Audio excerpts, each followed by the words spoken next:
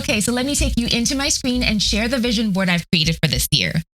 According to scientists and researchers, there's a reason that vision boards actually work, and there is a process to putting together a vision board that you will actually see come to pass. Now, the simplest scientific explanation I've come across was from neuroscientist Dr. Tara Swart, and she says to think about your brain as a field of knee-high grass. The first time you try to walk across that field, you will face resistance from the blades of grass, and the more you do it, the more you walk the same path, the less resistance you will face. And in fact, you can make that path permanent by putting sand, rocks, or planks across the path. So it's easier for you to get from point A to point B across that field of grass in the future.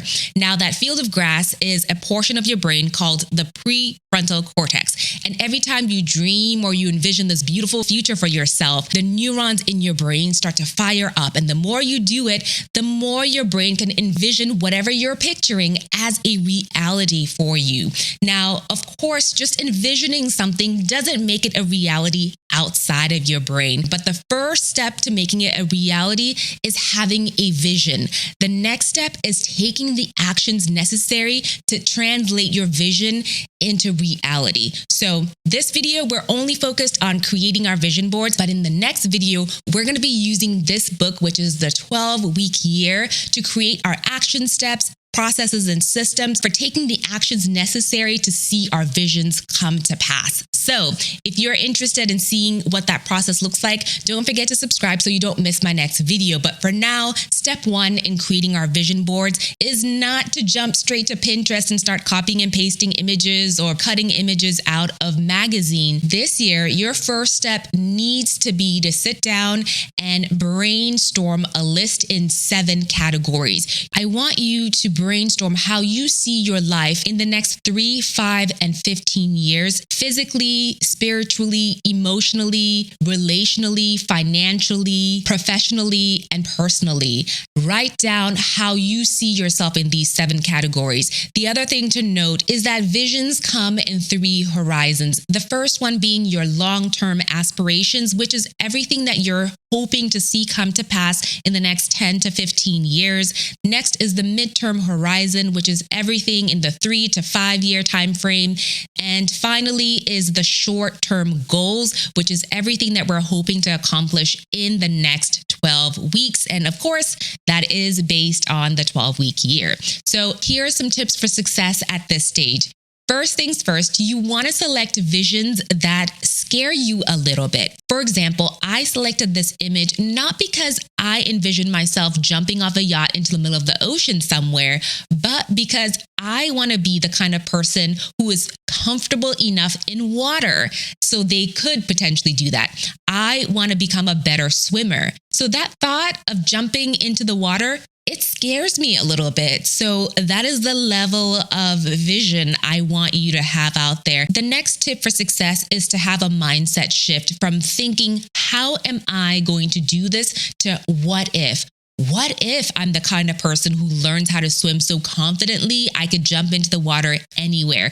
What if? What kind of door is that going to open for me if I am able to do that? You need to go from impossible thinking to possible thinking to probable thinking to given thinking, meaning you're going to go from thinking everything is impossible and out of your reach to thinking that if it's something that you've set your mind to, it's a given. You just need to figure out how to implement it. So those are the mindset shifts that you're going to need to go through. Admittedly, before I did all this research, I was skeptical about this whole vision board thing. I like facts and it sounded woo-woo. But when I found this framework and I found really the scientific reasoning behind it, it started to make sense to me. So if you are a really type A person and you want to get straight to the work, it's important that you take a step back and accept that having a vision is going to be the ignition, the catalyst to you taking the necessary action in order to attain the goals that you have set. It may be in the past you have not accomplished your goals because you do not have the right kind of vision. And that is step 2 in the vision board creation process, is you want to select visions that elicit a deep emotion in you. You want to have strong emotional ties to the visions that you have selected for your life. So in my mind, the reason I want to be a strong swimmer is because my kids love to be in the water.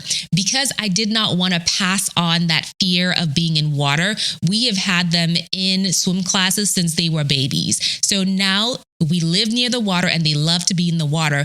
But as a mom, I want to feel like no matter where they are, I can protect them. If we're in the water, something happens, I can swim and grab them to safety, right? There's a strong emotional connection there. So that strong emotional tie is going to spur me on when I have to actually put in the work of showing up for swim lessons or getting over the embarrassment of being the only adult when there are kids in the class. Although low-key, I would like to have private classes, but if I have to be with kids, I'll be with kids. What are you willing to do in order to see your visions come to pass? So make sure whatever you select, it's not shallow, because ultimately you won't be driven to do the work. Make sure you have a strong emotional tie to the visions that you've selected. All right, now for my favorite step, where we actually start to gather the images we'll be using for our vision board. 2 tips here. First of all, select imagery that looks like you. So when you look at it, it kind of reminds you of yourself.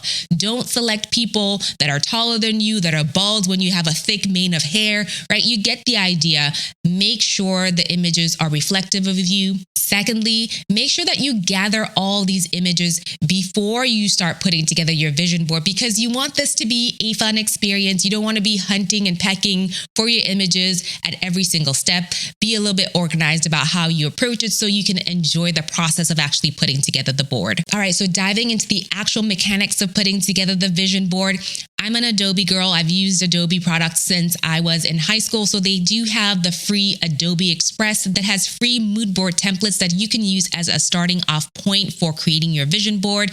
Also, Canva has some free vision boards that you can use as a starting point.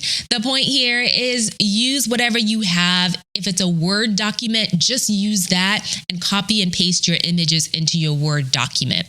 Okay, so let me take you into my screen and share the vision board I've created for this year. So here it is. This is my 2023 vision board. As I mentioned, you can use whatever tools or apps you have access to. I have chosen to use Adobe InDesign because I'm already paying for their full suite of software for other parts of my business. So I just decided to use InDesign for mine. I will say the tip that I mentioned earlier about making sure that all the images you've gathered are in the same place still applies here. I got all the images in one place so that it's easier just to paste them in when you're ready to use them, just like this. Okay, so let me share the highlights of what I have in my vision board this year, and hopefully it gives you some inspiration as you're putting together your vision board as well. So this vision board is a vision board with a 3 to 10 year horizon.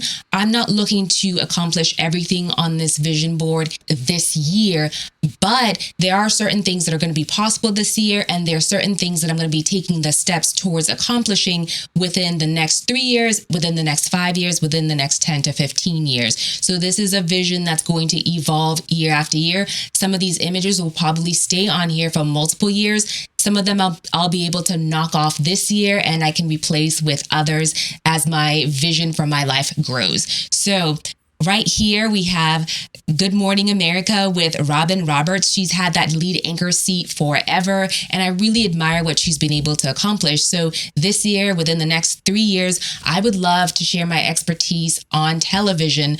It doesn't necessarily mean Good Morning America. It could be CNN. It could be Dateline. Whatever it is, I really want to translate all the skills I've gotten doing this on YouTube, on my podcast, into television. So keep that in mind for me. Keep me accountable on that. Next up, we have this image I've already shared with you. This is one thing I know I can accomplish this year. So I'll be enrolling in swimming lessons. The other thing to know is the ideal vision board is a combination of your personal and your professional life, because your business or your career actually is going to fund a lot of what you can do from a personal perspective. So be sure to include both aspects of your life within your vision board. All right. So right at the center here. These are not necessarily in order of importance, but I would love to work towards 100,000 YouTube subscribers this year. And as I put together my execution plan, I will definitely be stepping up the actions I'm taking in order to meet that goal for myself. So I would love for you all to come on the journey with me. Let me know what you want to see more of on this channel so that we can make sure that it's beneficial to you guys as you are watching and subscribing on the channel. Next, I would love to help 100 businesses with their content strategy. I've already mentioned on the channel that I've amassed a wealth of knowledge when it comes to creating content online. I have a podcast that I've had for 5 years. I've been building this YouTube channel and have helped other business owners with their content strategy as it pertains to their blogs or their Instagram. So I would love to amp that up and focus on that as a goal this year. Next, this is one that I have been joking about with my girlfriends, is we've been talking about going on a girls' trip for years, and for some reason it just never seems to happen. So this is something that I can't necessarily control, but I certainly will be trying to influence. And so these images I actually pulled from Monet Hambrick's Instagram. She is at The Traveling Child. She's been a guest on the show before, and last year she and her girlfriends actually went on a group trip, and it seems like it's the first time they've been able to make it happen. So I would love that for myself and my girlfriends. While I can't 100% control that outcome, I would love to influence it. From a personal perspective, I definitely have my marriage. I would love to grow the strength of my marriage. So that is a priority for me as well. And then giving back to the community is a big part of what we do within my family. So I would just love to see overflow financially so that we are able to give to friends and family and our community in general. What else is on here? Peace. So peace is a huge theme for me this year, just making sure that everything that I do, I feel a sense of peace around. And there's certainly actions I can take to make sure that that is the case. And then health. I think health is always top of mind for me.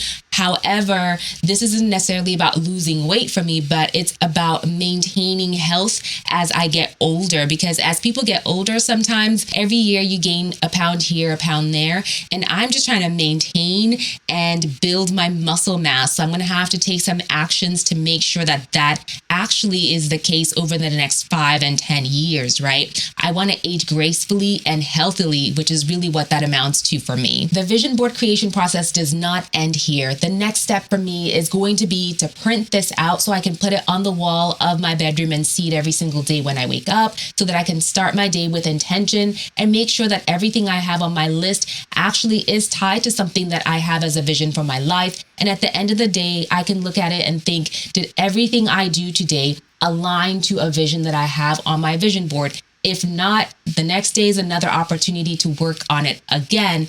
Also, I've decided to make it the wallpaper of my computer as well as the wallpaper on my phone so that I can see it every single day, and it's inspiration to keep on going and to keep on working on the vision that I have from my life. So if you're excited to now have a vision board and you would like to learn what steps and systems and tools you can use in order to keep yourself accountable and make sure that you're continually working towards seeing that vision come to life, don't forget to subscribe so you don't miss the next video I'll be creating on how I plan to translate my vision into action steps. And remember, this is all part of the 12-week year framework. So go ahead and pick this up for yourself. I listened to it first on Audible and then actually bought the hard copy so I can underline and make some notes for myself. So I hope you found this slightly different take on vision boarding helpful. Let me know in the comments if you're actually going to create a vision board for yourself this year. With that, we'll see you right back here next week for another video. Thanks.